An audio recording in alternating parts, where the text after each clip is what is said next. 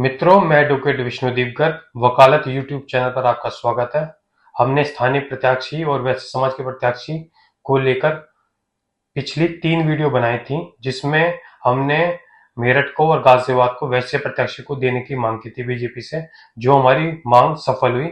उसी को लेकर आज हमारे साथ अरविंद प्रभात जी हैं।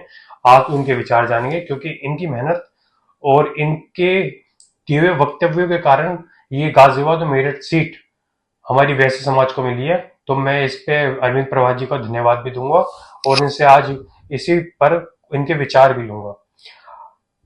अरविंद प्रभात जी, मेरा पहला क्वेश्चन आपसे है कि हमारे प्रयास जो था उसको मिला, फल मिला है हमें एक तरीके से, और हमारी मांगे पूरी हुई हैं। स्थानीय कार्यकर्ता को टिकट मिला है, आप क्या कहना चाहेंगे? पहले तो विष्णु जी, आपको बहुत बहुत धन्यवाद, साधुवाद कि इस मुहिम में आप साथ जुड़े और कंधे से कंधा मिलाकर हम लोग आगे बढ़े। इस विषय में मैं ये कहना चाहूंगा कि जो हम सोचते थे वो वैसा ही निकला। भारतीय जनता पार्टी का जो नेतृत्व है वो संवेदनशील नेतृत्व है। ये चीज अब स्थापित भी हो गई और सिद्ध भी हो गई और सबको लेकर चलता है। जी, हम लोगों ने कई बार ऐसा होता है कि किसी विषय पर ध्यान नहीं जा पाता है, तो हमने ध्यानाकर्षण का काम किया। बिल्कुल बिल्कुल, कि किसी भी तरीके से नेतृत्व का ध्यान जाए कि वैश्य प्रदेश में कितना है और सीटें कितनी मिली हैं। तो उसमें हमें सफलता मिली और बहुत मतलब जो हमने मांगा भी था, हमने चाहा भी था, और उसके अलावा हमने तथ्यों के आधार पर कहा था कि ये दोनों सीटें बीजेपी वैश्य समाज को मिलनी चाहिए। अब दोनों सीटें वैश्य समाज को मिली हैं। इसके लिए मैं प्रदेश अध्यक्ष भूपेंद्र चौधरी जी और राष्ट्रीय अध्यक्ष जेपी नड्डा जी, प्रधानमंत्री जी और अमित शाह जी, सभी का धन्यवाद करूंगा। सभी को मेरी ओर से साधुवाद।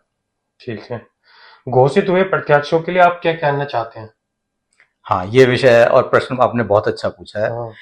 घोषित हुए प्रत्याशियों के लिए तो जो बहुत विशेष चीज है वो ये है कि अब तक यही रहा कि बाहर से कोई आया, लड़ा, हमने सम्मान के साथ उसे लोकसभा पहुंचाया, परंतु इस बार हमने प्रयास पूर्वक स्थानीय कार्यकर्ता और वैश्य कार्यकर्ता के लिए मांग की थी, जिसे कि पार्टी ने सम्मानजनक पूर्ति की है।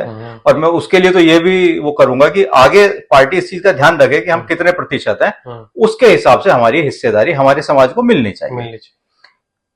तो अब जो प्रत्याशी हैं उनकी जिम्मेदारी और सामान्य जो प्रत्याशी होंगे या पहले से सांसद होंगे उनके मुकाबले बहुत बढ़ जाती है। आज जो प्रत्याशी हैं वो निसंदेह रूप से सांसद तो बन चुके हैं। बिल्कुल बिल्कुल, जो चुनाव है वो एक औपचारिकता मात्र है। बिल्कुल।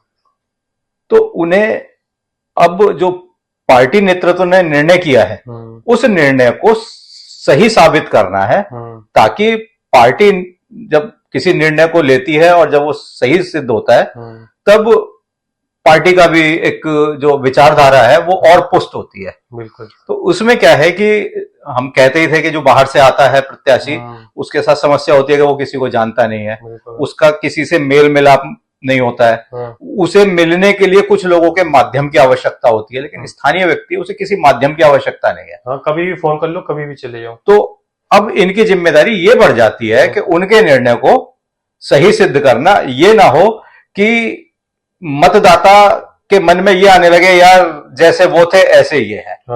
कई बार हो जाता है। तो वो चीज ना है, इसके लिए इनके ऊपर सामान्य और सांसदों से ज्यादा जिम्मेदारी रहने वाली है। और मैं आशा करता हूं कि अतुल गर्ग जी जो गाजियाबाद से उम्मीदवार हैं वो इस जिम्मेदारी को बखूबी निभाएंगे।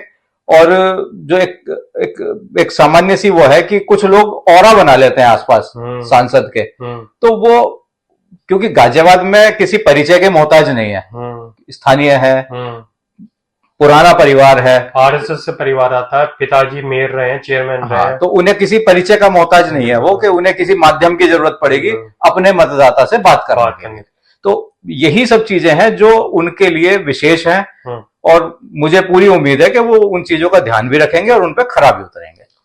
आपसे अगला क्वेश्चन ये है कि प्रत्याशी जनता की मांग के अनुरूप आ गए हैं, आप मतदाता से क्या कहना चाहेंगे? हाँ, ये भी आपने अच्छा कहा हाँ। कि केवल जिम्मेदारी उम्मीदवार या जो सांसद है उसी की नहीं है, मतदाता की भी जिम्मेदारी होती है। तो मैं मतदाता से भी ये अपील करूंगा कि आपकी जो मांग थी स्थानीय सांसद की, स्थानीय उम्मीदवार की, वो भारतीय जनता पार्टी ने पूरी करी है। तो अब मतदाता की भी जिम्मेदारी है कि अधिक से अधिक मात्रा में, अधिक से अधिक प्रतिशत में वोट करें, वोट देने के लिए निकलें, स्वेच्छा से निकलें, अपने साथी इष्ट मित्रों को निकालें और पिछली जितनी जीतें हैं उनसे बड़ी जीत दर्ज कराकर जो भाजपा नेतृत्व है उसका जो निर्णय है उसे सही साबित करें और ये दिखाएं कि आपका निर्णय था, आपने हमें स्थानीय सांसद दिया है, तो हम बहुत बड़ी जीत उसके नाम दर्ज करेंगे।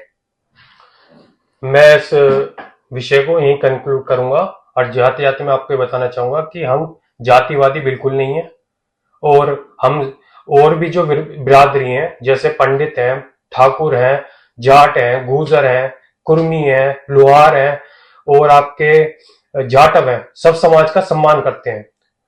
पर जब हमारे अधिकार छीन हो रहे थे, इसलिए हमने उस मांग को उठाया कि वैश्य समाज का प्रत्याशी घोषित करो और मेरठ और गाजियाबाद से तो कम से कम हमें दो, इसलिए हमने ये मांग उठाई।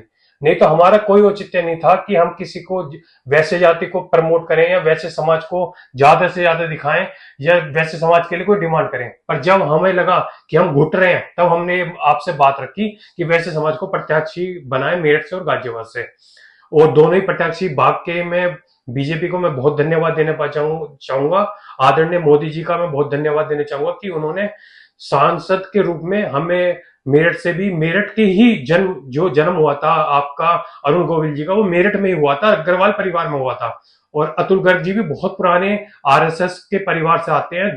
तो दोनों ही बहुत ही सक्षम कार्यकर्ता हैं और जनता के बीच के कार्यकर्ता हैं। तो दोनों अच्छा करेंगे। जाते जाते मैं आपको धन्यवाद करूंगा। धन्यवाद।